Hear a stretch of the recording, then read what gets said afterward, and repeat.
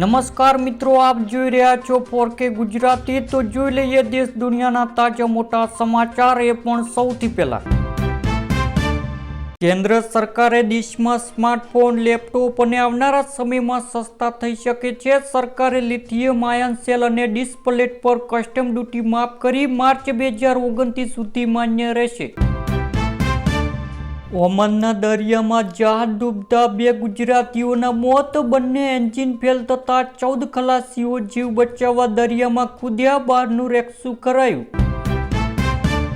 ત્યારબાદ મિત્રો, ભારતમાં ચોમાસાના ભારપે દિલ્હી, મહારાષ્ટ્ર, ગુજરાત, ઉત્તર પ્રદેશ, હરિયાણા, હિમાચલ અને ઉત્તરાખંડમાં ભારે વરસાદે તબાહી મચાવી છે। દિલ્હીમાં 4 માળની ઇમારત ધરાશાયી થતા 3ના મોત થયા, જ્યારે મહારાષ્ટ્રમાં 3000 ગેસ સિલિન્ડર પાણીમાં વહી ગયા। સુરતમાં 2 દિવસમાં 400 મિલીમીટર વરસાદથી અબજોનું નુકસાન થયું અને પહાડી રાજ્યોમાં ભૂસ્ખલનથી રસ્તાઓ બંધ થયા।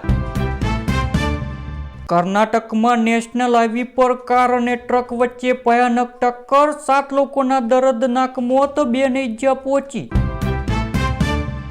મમતા બેનર્જીને હાઈકોર્ટની મોટી રાહત, ટીએમસીના ફ્રીઝ થયેલા બેંક એકાઉન્ટ ખુલશે, પણ માનવી પડશે આ કડક શરત।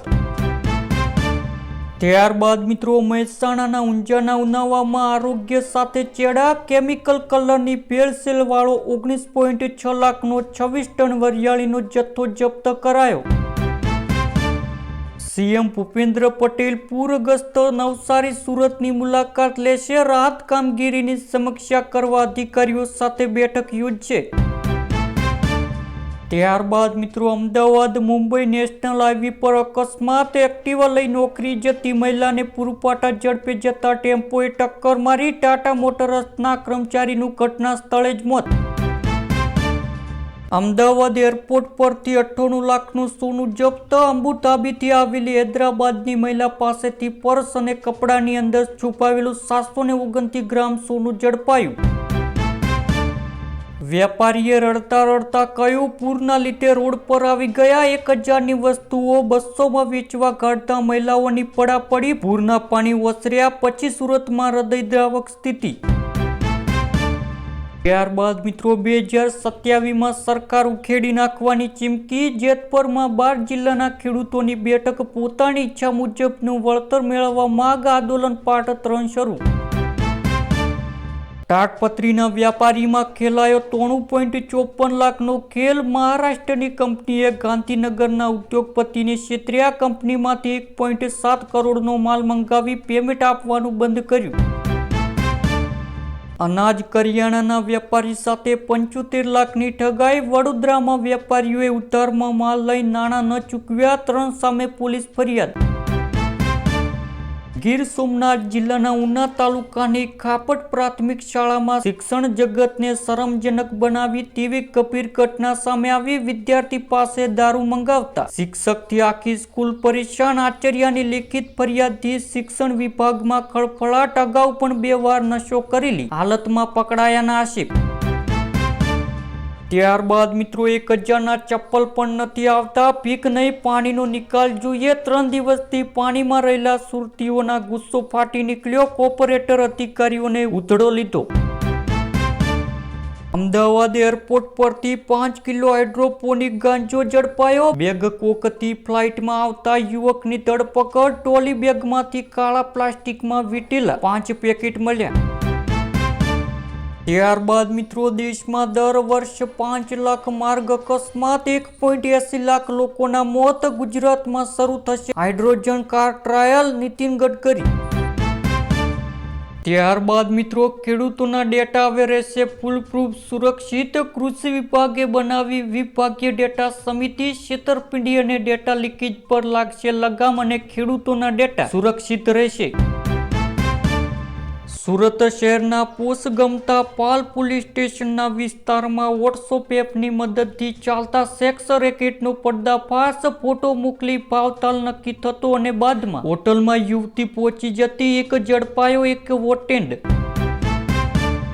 ગુજરાત ઉપર છેલ્લા કેટલાક દિવસોથી વરસાદની એક સાથે 5 સિસ્ટમ સક્રિય હોવાથી મેઘરાજાએ સુરત, નવસારી, ગીર સોમનાથ સહિત જિલ્લાઓને તમોલ્યા. જ્યારે રાજ્યમાં હવે વરસાદનું જોર ઘટ્યું. સવારથી માત્ર 2 તાલુકામાં વરસાદ, 7 દિવસ હળવાથી મધ્યમ વરસાદની આગાહી. અત્યાર સુધીમાં 9% ઓછો વરસાદ નોંધાયો.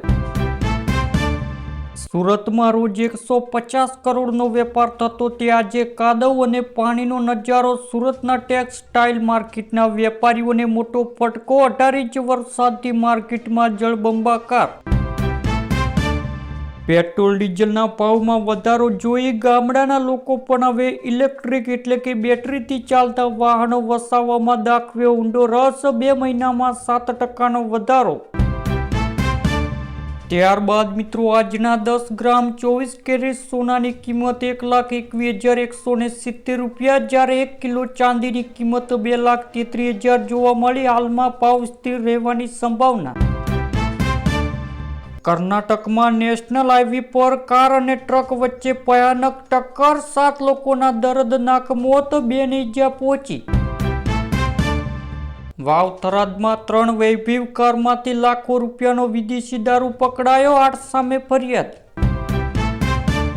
ત્યારબાદ મિત્રો અંબાલાલ પટેલનું કહેવું છે કે 13 અને 14 જુલાઈની આસપાસ બંગાળની ઉપસાગરમાં એક નવી વરસાદી સિસ્ટમ બનવા જઈ રહી છે. આ નવી સિસ્ટમની અસર 17 થી 20 જુલાઈ વચ્ચે રાજ્યના વિવિધ જિલ્લાઓમાં ફરીથી સારો વરસાદ જોવા મળી શકે છે. આ ઉપરાંત ઓગસ્ટ મહિનાના પ્રથમ સપ્તાહમાં પણ વરસાદનો માહોલ રહેવાની સંભાવના છે. જો કે ખેડૂતો અને સામાન્ય નાગરિકો માટે ચિંતાનો વિષય એ છે કે ઓગસ્ટ અને સપ્ટેમ્બર મહિનામાં વરસાદ પર અલ નીનોની અસર જોવા મળી શકે છે, જેનાથી વરસાદ પર બ્રેક વાગી શકે છે. અંબાલાલ પટેલે એવી પણ આશંકા વ્યક્ત કરી છે 13 સપ્ટેમ્બર પછી રાજ્યમાં આકરી ગરમી પડવાની શરૂઆત થઈ શકે છે. સીસીટીવી કેમેરાના ફૂટેજના આધારે ગણતરીના કલાકોમાં ચોરીનો ભેદ ઉકેલાયો. ચોરાઓ રોકડ સાથે આરોપી ઝડપાયો. ત્યારબાદ મિત્રો હવામાન નિષ્ણાત અંબાલાલ પટેલે આગાહી. આગામી 48 કલાકમાં દક્ષિણ સૌરાષ્ટ્ર, ભાવનગર અને અમરેલીના કેટલાક વિસ્તારોમાં હળવાથી ભારે વરસાદની શક્યતા છે. દક્ષિણ ગુજરાતમાં સુરત, નવસારીના ભાગોમાં 4 થી 5 ઇંચ વરસાદ પડશે. આગામી 48 કલાક પછી વરસાદનું પ્રમાણ ધીમે ધીમે ઘટશે. પૂર્વ ભાગોમાં પંચમહાલ, દાહોદ, છોટાઉદેપુર, મહીસાગર અને વડોદરામાં કેટલાક ભાગોમાં વરસાદની શક્યતા રહેશે. કેટલાક ભાગોમાં હળવાથી ભારે વરસાદ પડી શકે છે. ગુજરાતના આ વિસ્તારોમાં વરસાદ માટે રેડ એલર્ટ. ગુજરાતમાં હવે મેઘરાજા સંપૂર્ણ મહેરબાન થઈ ગયું છે. દક્ષિણ ગુજરાતથી સૌરાષ્ટ્ર સુધી, મધ્ય ગુજરાતથી ઉત્તર ગુજરાત સુધી આકાશમાંથી વરસી રહેલા વરસાદે ધરતીને ભીંજવી દીધી છે અને વરસાદનો આ ભારે રાઉન્ડ હજુ પણ ચાલુ રહેવાની ધારણા છે.